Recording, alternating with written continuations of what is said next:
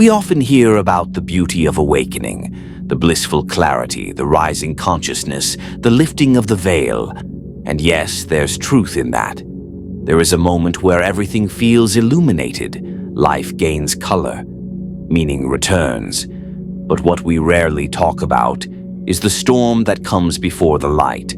Because real awakening, it doesn't begin in the light.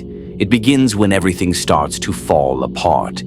The path to self-awareness is not a gentle stroll through serenity. It's a dismantling, a descent. It's the unraveling of everything you thought was true.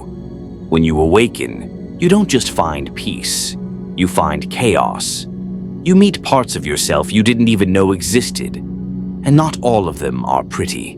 See, we tend to romanticize consciousness as if it's some magical upgrade, a spiritual badge that lifts us above the noise of life. But that's the first illusion. Awakening isn't an escape. It's a confrontation. It's not about bypassing pain. It's about feeling it fully, without filters, without distractions. The pain doesn't disappear. It intensifies.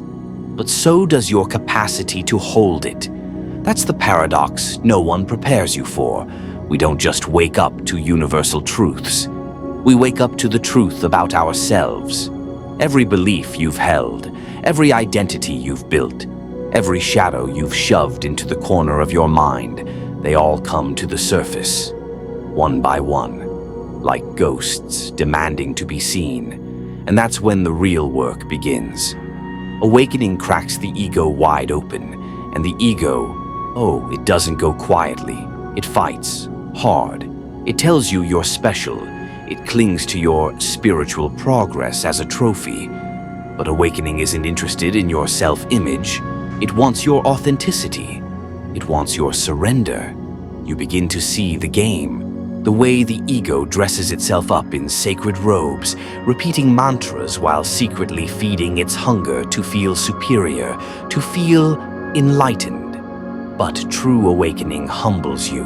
It breaks the pedestal you built. It whispers, "You are not above the world. You are of it." And here's where the darkness sets in.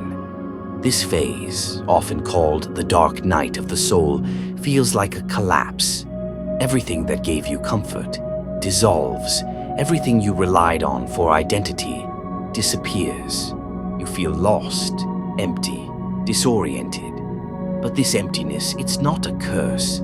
It's an invitation to face what you've avoided, to sit with your insecurities, your grief, your guilt, your rage, to meet your shadow.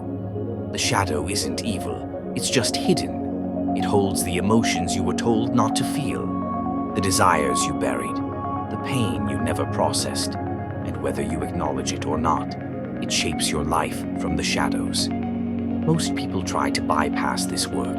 They chase positivity, chase the light. But the more you resist the shadow, the stronger it becomes. The key is not to run from it, but to turn toward it. Because when you face it, you reclaim power. You retrieve lost parts of your soul. You begin to see that what you feared was actually fuel for your growth. Anger becomes clarity. Fear becomes courage. Grief becomes depth. This is integration, not perfection. And yes, it's hard. You'll question yourself. You'll resist. You'll want to go back to sleep. But once you've seen through the illusion, there's no unseeing. There's only forward. Your relationships will shift. You'll realize that the people who trigger you the most, they're not your enemies. They're your mirrors. They reflect the unacknowledged parts of you. Carl Jung called it projection, where the traits we repress in ourselves show up in others. And when you stop blaming them and start listening, your pain becomes a path to self-awareness. Awakening isn't the end of suffering. It's the beginning of responsibility. And as your consciousness expands, your ego will try to sneak back in. It will wear the mask of wisdom. It will try to claim your progress as proof that you've made it. But real awakening is never a destination.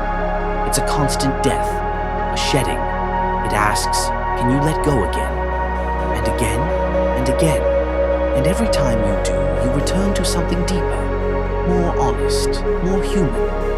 This is the unseen side of awakening. It's not about escaping the world. It's about walking into it with your eyes wide open and your heart even wider.